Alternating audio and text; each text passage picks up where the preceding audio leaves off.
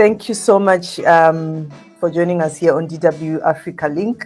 Today we are honored to have the former governor of Rivers State, Rotimi Chibuike Amechi. He was also once a Speaker of the National Assembly in Rivers State.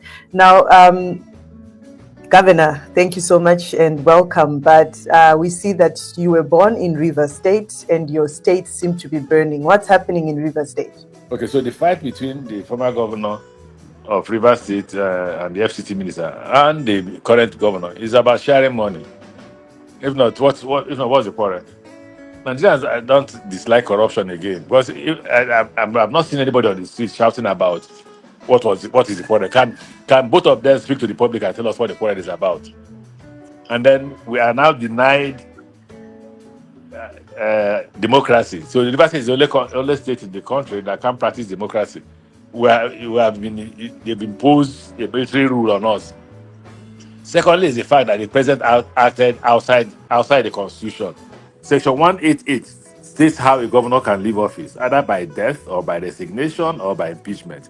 It didn't say that one day you wake up and one man called the president of Nigeria will just wake up and throw you out of office. It makes democracy unstable. So that's what's going on in Rivers State. Right. And who do you suspect has a hand in all this? The president. What about the FCT minister? It's between the president and the FCT minister. One, the president wants a power grab. They want to frighten governors who may likely not support them for 2027. And so the rumor is everywhere. If you're not careful, the president will remove you. If you're not careful, the president will remove you. So this is all about sharing money and 2027 politics. But the president cited political instability and a crisis in the state as the reason for this move.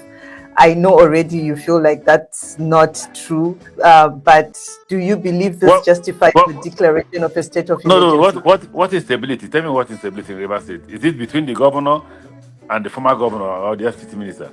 Or is that's exactly what we need. That's exactly what we need to know from you. You know what is happening in the background. We can only hear that. Absolutely. If the president says it's insecurity, they blew the pipe. What about the other parts of the country where there is insecurity?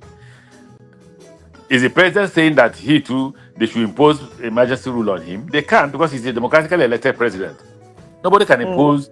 Nobody can impose emergency rule on him because of the fact that there is serious insecurity in the northeast and the northwest, even in the southeast, even in the south. So now the fact that those pipes, if they were blown, I don't know what happened in Rivers State. The fact that it happened, the governor has no responsibility, has no security responsibility. Security responsibility rests squarely on the president. So why punish a man who did not commit an offense? That's the question to ask. Why punish a man who did not commit an offense? So anyway, that's the answer to the question you raised. But what do you think then is the impact of this move when we're looking at the democratic process in Nigeria, and what actions do you think should be taken specifically by the people of Rivers State and Nigerians in response to the president's decision? They should resist. They should resist the president. The president. How? By democratically protesting against the president's decision. And you've seen what happened to the previous protests. Who's going to protect the citizens of Nigeria when they do that? One day the government will get tired. So in South Africa, don't you protest? Don't the police come out to chase you? Yeah, but always the end result is people losing their lives. The end result is sometimes. But has it stopped South Africans from protesting? I've seen a lot of comments on social media, people saying, why are leaders like Amechi waiting until this unredeemable situation, which led to the imposition of state of emergency in his own state, Rivers State? Tell them to show me one Nigerian leader that has engaged the youth the way I have in terms of protests and all that. I led a protest from Port Harcourt to the Port Harcourt International Airport. In fact, we broke the gate as governor of the international airport and walked in because they said Buhari would not fly into Port Harcourt. I led that protest. Don't forget that I was a governor then. I led the protest against the police to the police IG's office, and we blocked the gate. In the attendance were Buhari, myself, Dr. Nu, and others. President Ahmed Bola Tinubu was supposed to be there. He was among those who planned it with me, but he didn't come. He disappeared. What is material is that I have led protests in this country, both as a student leader between 1983 when I got into the university to 1987 when I left. Nigeria knew no rest. There were protests every day. We protested against Buhari when he was the head of state. We protested against Babangida when he was the head of state. All that was organized by me as a member of NANS, National Association of Nigerian Students. Now you are a lawyer, and you actually did write a statement and you published after the emergency rule and mentioned a violation of the Constitution. Now, for a layperson like me who's not Nigerian or who's not from Nigeria or someone who might not even know about the Constitution, can you elaborate on how this contradicts with Section 188 of the Nigerian Constitution? I already have told you when we started. What I told you was that first and foremost, the president reserves the right to declare state of emergency in areas of the country that have security challenges. Of course, the president has that right. Section 305, I think so, protects him, gives him that power. That section did not include the removal of a governor. If the framers of the constitution wanted to remove governor through state of emergency, they would have included it. Now they went to the same framers went to a separate section 188, and outlined the requirements for the removal of a governor. One of those requirements included impeachment, the death of a governor, or the resignation of the governor. It did not say that the president will wake up one day and just say, look, I've removed this governor.